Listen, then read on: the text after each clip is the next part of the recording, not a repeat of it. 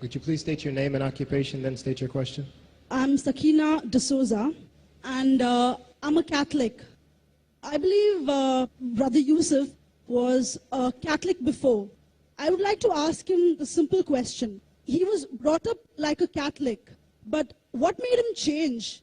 Doesn't he believe that the Messiah is true, or did he ever feel that the religion, Catholic religion, has not brought up any Messiah and the Bible is false? I would like to just know what that means, because he said he was a Catholic before and now he has become a Muslim. What made you change? What was that storyline before? Doesn't he believe that there is a Messiah, or the Messiah had come, saved us, died on the cross? Thank you very much for a good question. I hate to disappoint you, but I wasn't a Catholic. But I was with a Catholic priest the night that he accepted Islam. And I asked him these questions you asked me. Because after all, I was still a Christian, a preacher in Christianity, and I wanted to know why my best friend, a Catholic priest, had converted. That's a pretty weird thing. A Catholic priest is not like a regular preacher in the Protestant religion. A Catholic priest has given up everything. He's given up his life to be a Catholic priest. When he enters into this realm, he's basically given away everything. He can't have a wife, he can't have children, obviously no grandchildren. He has no home, he just lives in a rectory or wherever they give him a place to stay. And he's sent wherever they tell him to go, do whatever he's told to do, and that's it. And he cannot disobey the Pope, otherwise they can kick him out of the religion, and if they do, he's excommunicated and he goes to hell forever. So how would a person like this want to become one of those Muslim terrorists? That's what I wanted to know. He explained in a very few beautiful words something that I came to learn for myself. He said that he was sincerely in the Catholic religion because he believed in God, that he had studied, his degree was in theology, and a part of the teaching that they as priests have is to study Islam.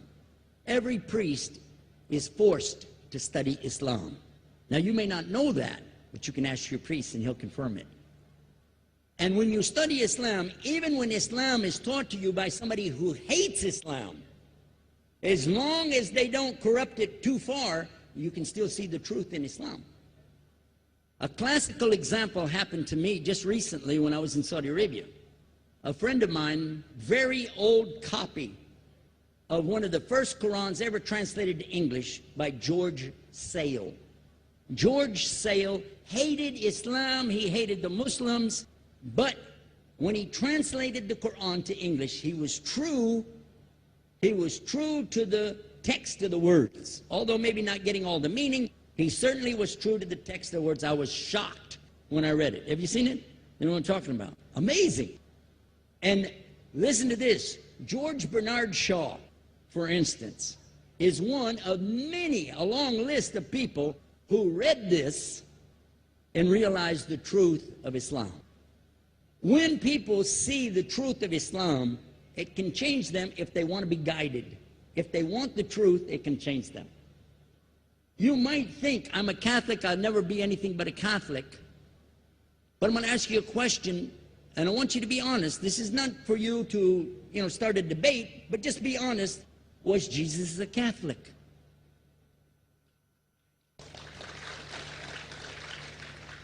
And it's not open to debate, so there's no point in opening that up, because you know and I know he wasn't. The Catholic Church was in business about 300 years before Jesus was born. It's on their website. Don't go like this. It's on their website. That's where I took it from. The Catholic Church was really started in Rome by Alexander the Great. Do you know what the word Catholic means? It means universal. It was the universal church for the Roman Empire. If you didn't join it, you could not be a Roman citizen. And it was opposed to the teachings of Judaism and opposed to the teachings of the early Christians for more than 200 and some years. And they were diametrically opposed to each other to the extent that it was the Romans killing the early Christians.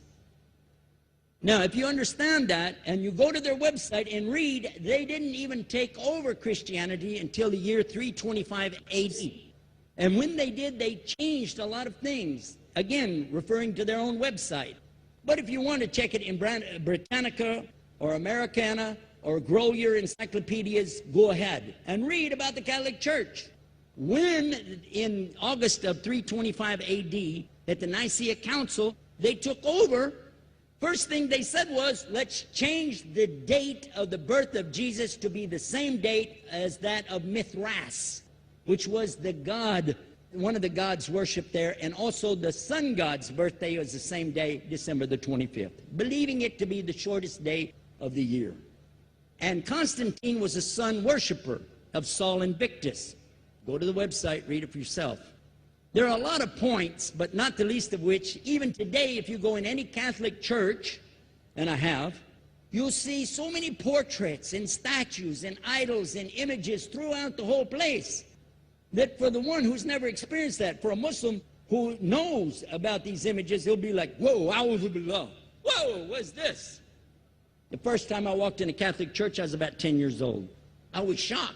I was shocked at the idols and statues everywhere, because in the Protestant religion, we were brought up to believe that the second commandment was just as important as the first commandment. The first commandment in the Bible, in Exodus, is the same as the first commandment in the book of Deuteronomy. It says, I am the Lord your God that brought you out of the land of Egypt in the house of bondage. You know no other God beside me. Beside me there's no other gods.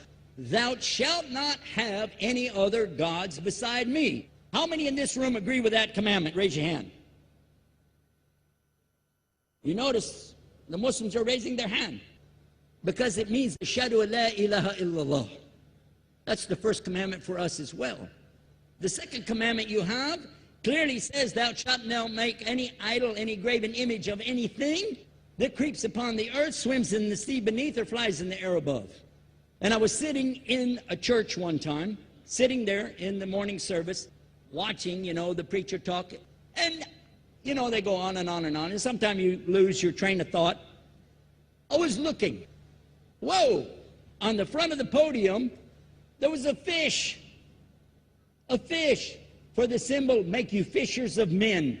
It had a fish. I said, whoa.